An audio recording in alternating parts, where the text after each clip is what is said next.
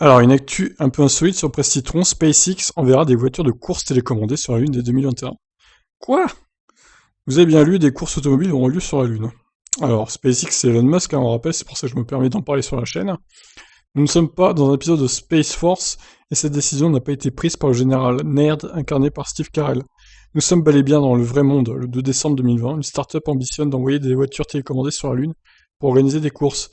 Ces véhicules devraient atteindre le sol lunaire grâce à SpaceX et sa Falcon 9 dès octobre 2021.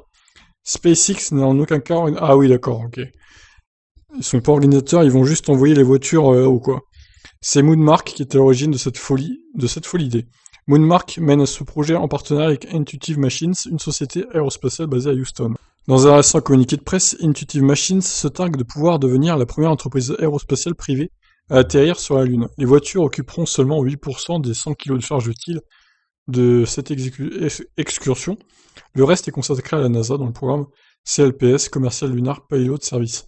L'agence spatiale américaine prépare le terrain en espérant accueillir des astronautes sur la Lune dès 2024.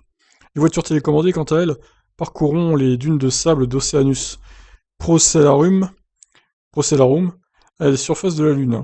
Ces véhicules ont été conçus par des étudiants des quatre coins des États-Unis. En tout, 6 équipes préparent leur bolide. Suite à une série de défis, les deux meilleures équipes pourront obtenir une chance de concevoir et piloter 2 véhicules lunaires.